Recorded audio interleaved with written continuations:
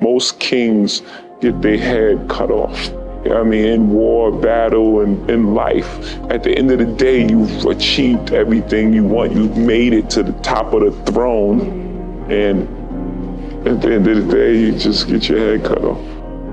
People you started your life off with and what success does to them. People look at you strange saying you changed, like you worked that hard to stay the same, like you're doing all this for a reason. People change around you because they start treating you different because of your success. So you are changing. You don't change who you are, the core of who you are, the things you believe, the things you love, and the things you die for, and your principles. You don't change that. And then it deals with the other side of success, how people look at you when you're successful. Media medals, people sue you, settle. Every step you take, they remind you again. So no matter how far you are, you still have that stigma on you of where you come from when you walk inside the door. Even if you have a tuxedo on, it's like, oh yeah, that's the guy who used to be this and did that. You know, I think the secret to success, it doesn't matter if you come from a little village or from a big town. There's one thing that you have to do, and that is you have to first of all work your ass off. And number two, you have to have a very clear vision of where you want to go. You have to be brave. You have to be tough. You have to discipline to follow through. Success in life comes more haters. Don't make them hurt your feelings. Use them for fuel. Use them for energy. In times of need, put them on the mental Rolodex in your mind. And when you don't want to do something, roll through your brain. Pull up that person who said you couldn't do something. Weren't fast enough, good enough, smart enough. Use it for energy. Instead of killing them with kindness, torch them with success.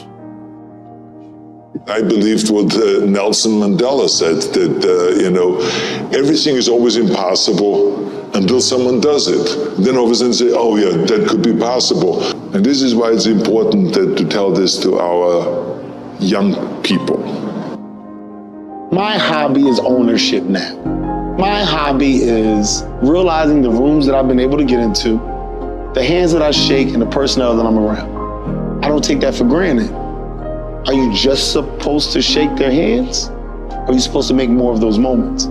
That's what we don't do enough of. And you don't realize the reason why the other side has worked so long and why they're so successful is because they figure out how to hold on to the handshake.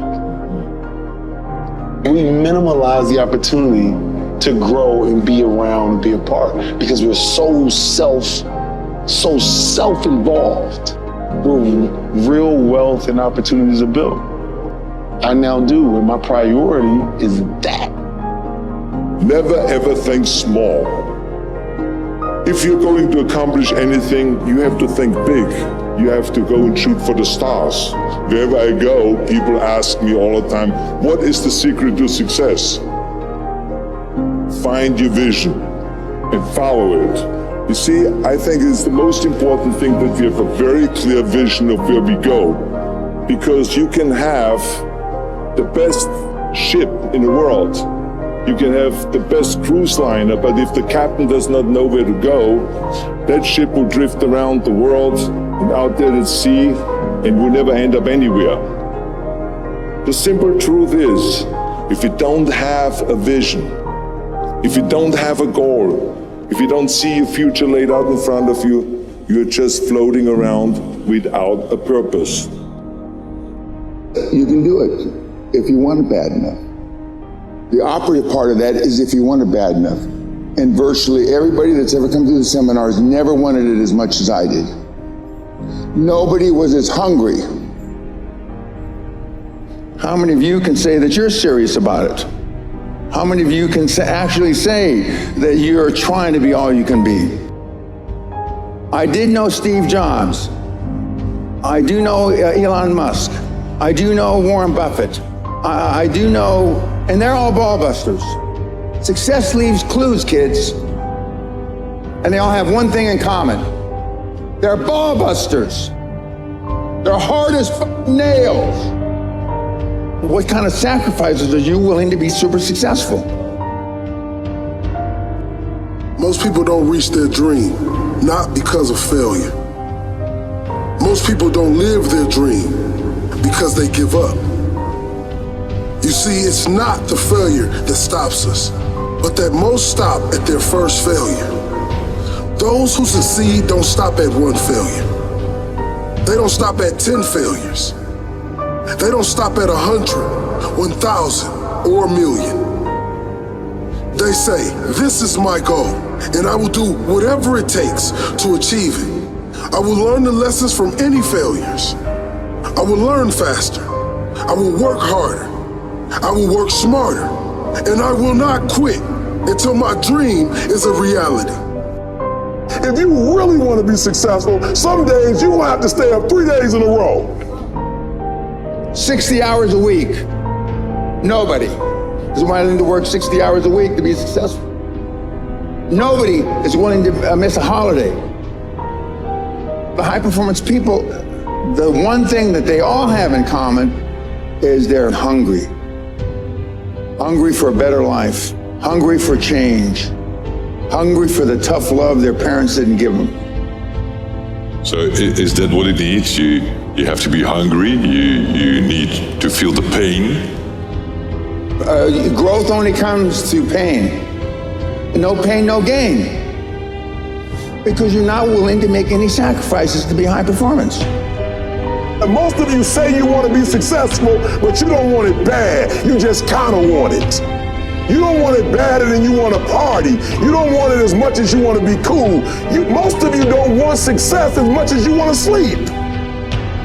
Because if you go to sleep, you might miss the opportunity to be successful. When you want to succeed as bad as you want to breathe, then you'll be successful. That's how bad you gotta want it. The difference between success and failure. Failure makes winners stronger. Failure makes winners hungrier. But it makes most give up. It makes most feel worthless.